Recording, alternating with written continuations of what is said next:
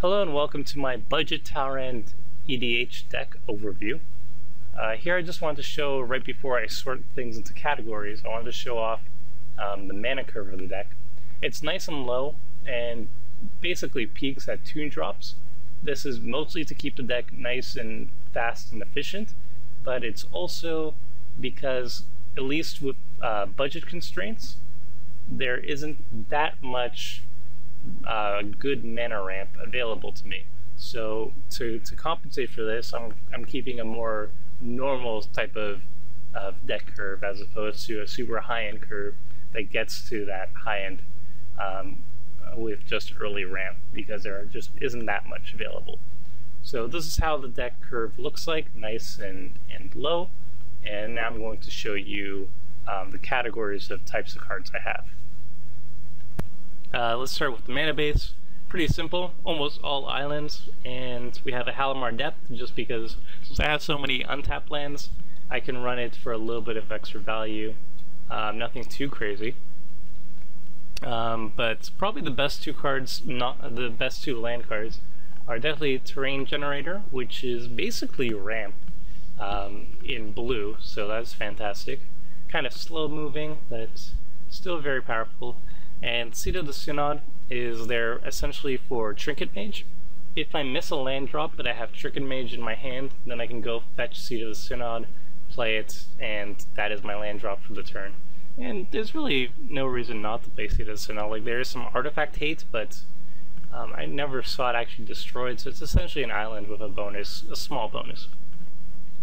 So the idea behind Talrand is you don't really need to deal with a win condition, and you don't really need to deal with adding creatures to deal with like combat blocking, combat deterrent, and all that things, because Talrand is both. He generates drakes. Drakes are very good blockers, either chump or trading or combat deterrent, and it's also your win condition. Eventually you amass enough drakes that you're on the offensive, and then you win the game. All it requires is to play instants and sorceries to do so. So, because you have your win condition and your blockers already set up for you, all you have to do is add instances of sorceries that are beneficial in other ways, just deal with the rest. And basically, if you already have your win condition and combat deterrent already set up, then all you need to do is make sure that your opponents aren't winning. So that is the majority of my deck, is just making sure my opponents aren't winning. And how do I do that? Well, primarily with counterspells. So I have a whole bunch of counterspells over here.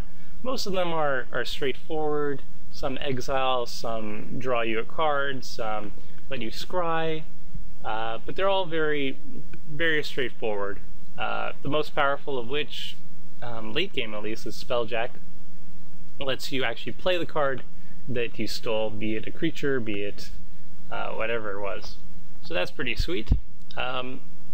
Also, you have ways of bouncing either a specific permanent or bouncing the entire board to reset it. Devastation Tide is a way to reset it. Cyclonic Rift is the best of them because it's just one of the best EDH cards, period, and every blue deck should be running it. One-sided War Wipe is insane. So you got some of those, and Spin into Myth is a way to tuck nasty commanders. So you have a bunch of bounce complemented by counterspells, or rather the other way around. You have counterspells complemented by bounce, so in case you need to actually counterspell something that already landed on the table, you bounce it, you counterspell it afterwards. Boom, boom. So to make sure that your hand is full of these counterspells and you don't just run out of steam eventually, you have all this card draw. Some of which is just a one-for-one trade, like Opt, with a little bit of library manipulation, but most of them, and the most important ones, are card draw that draw you more than one card. Be it Think Twice, or Heuristic Study, or Fact or Fiction, Inspiration, all these type of stuff. That's the main reason why I don't run stuff like Preordain and Ponder.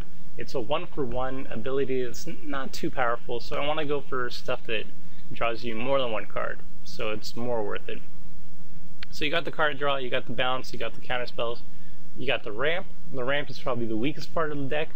On a budget, there's just not that much good blue ramp in blue, especially when you need blue mana, because a lot of them are double blue or triple blue or stuff like that in your card cost. But I am running a good amount of them. Like if I get Caged Sun or Gauntlet of Power or even Gilded Lotus on the field, then I'm basically fine. I just need to find one of them, really. Thada Adele is in here just because, while she's not strictly ramp, I have yet to find a game where she couldn't attack somebody and steal a Soul Ring. Like, either somebody kills her immediately, or I'm going to steal a Soul Ring from somebody who has an island, and since blue is the most popular color, she's always going to find somebody to island walk to. And even then, there's always going to be somebody who doesn't have a creature that can block on the field, and then she just goes in there and steals a Soul Ring or a Solemn or whatever. She's great value, and she's essentially a ramp. I consider her a ramp. So we have all of that, and then we have just other cards that don't really fit into other categories so well. We have a couple tutor effects. Merchant Scroll late game, it's always going to get Cyclonic Rift because it's one of the most powerful abilities I got. Otherwise, I can just steal Counterspell or whatever. Trinket Mage steals or brings you Grafdigger's Cage, Pithing Needle, Relic of Progenitus, or the Seat of the Synod. Then we got Fabricate, which can get all the artifacts. What else? We got 2 ways of destroying creatures flat out: Rapid Hybridization and Pongify. These are premium abilities in EDH just because giving an opponent a token is really not a big deal, especially when it's just a 3/3. Like 3/3 is just not a very powerful, not as powerful as it is in other formats. And in EDH, that 3/3 is just kind of nothing. So that's pretty sweet. Clone is another way of actually dealing with creatures, specifically legendaries, as is Rite of Replication. But Clone is also just value. If there's like somebody plays a Primordial, you can copy the Primordial. Anybody with Enter the Battlefield effect is pretty sweet. You can just copy or an activate that's blue. You can just copy it. Same thing with Rite of Replication, but it's even better because not only is it a spell, so it triggers Talrand, but if you kick it, that's usually game. Like if you copy a Sylvan Primordial, if you copy basically anything with an Enter the Battlefield effect, you copy it and make 6 copies of it, you just kind of win the game. So that's pretty sweet as well. Then we got some other disruption. These aren't actually counter magic, but they're actually more efficient at what they need to counter. Spreading Seas counters lands, essentially. Utility lands like Maze of Ith, Academy Ruined, Volrath's Stronghold, any of those things that are really annoying, Spreading Seas deals with. And even if you don't deal with something specifically great, it replaces itself because it draws you a card. So that's sweet. Relic of Progenitus is obviously a very powerful anti-graveyard tech. Pithing Needle, very powerful against a lot of the more powerful commanders like Geth, for example, or Memnarch, or a whole bunch of other ones. Rikyu of two Reflections, those type of things. But it just always has a strong target. Birthing Pod is a good target. Basically all the utility lands that Spreading Seas would deny, Pithing Needle can also deny. I've never seen it as a blank in my hand, so I'm happy to have it here. And Grafdigger's Cage is probably like the craziest tech, but it doesn't fit in every single deck, but in decks that it does fit, you would be crazy not to run it, I'd say. It stops things like Genesis Wave. I mean, the stuff that you can't cast in graveyard or cast from libraries. It stops Genesis Wave. It stops Tooth and Nail, which usually is an auto win for people when they play it. It stops some of Genesis Wave. It stops the creatures rather. It also stops Greensun Zenith. It stops like Court of Calling, Wargate. So many cards it stops. You actually it took me a while to actually realize how many nasty things it stops. Also, a lot of graveyard shenanigans, Animate Dead, and the Ilk. There's so many reanimate decks that it can hose. So if this deck does not have any graveyard recursion, which it doesn't, and it doesn't play any cards from the graveyard other than like Think Twice, the 1 flashback spell, and it doesn't play any cards from the library, this is a no-brainer shoe-in. So that's basically the deck. Oh, I guess finally we got a couple of just more bombs. I just put this as the bomb category. Spell Twine usually ends games because it's a 2-for-1. Also makes 3 Drakes just because. Blatant Thievery, again, also just ends games. Stealing permanent from every single person is insane.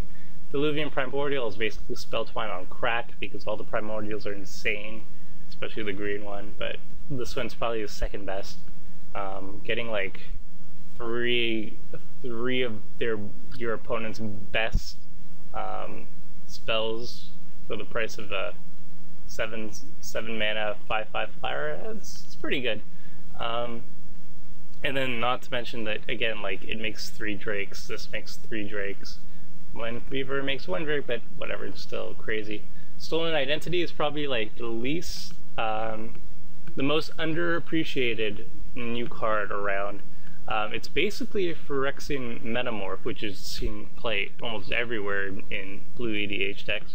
It's basically that for 2 more mana, and you basically get 2 of them on the first turn because you're going to put it on Drake and then immediately swing. So you get to copy an artifact and a creature, or 2 artifacts or 2 creatures on the first time you cast it, and then every subsequent time, as long as that ciphered creature, encoded creature is alive, you get to make more and more and more copies. And each time you trigger Cipher, you make a new Drake out of it. Even with Talrand not in play, you can copy a creature and then encode onto the creature you just copied. So even without Talrand out, it's still a house of a card. So yeah, very powerful stuff. That's basically the deck. You play Talrand as your win condition. You play really powerful spells to make your opponent not win the game. And in the process of stopping your opponents from not winning the game, you make an army of Drakes just because, for free, and win the game off that. So it's lots of fun. It's very powerful, and the deck, this deck online version of it is only 15 tickets, and the offline version is like somewhere between $56 and $57. So very, very cheap, very, very powerful, and let's see how it goes.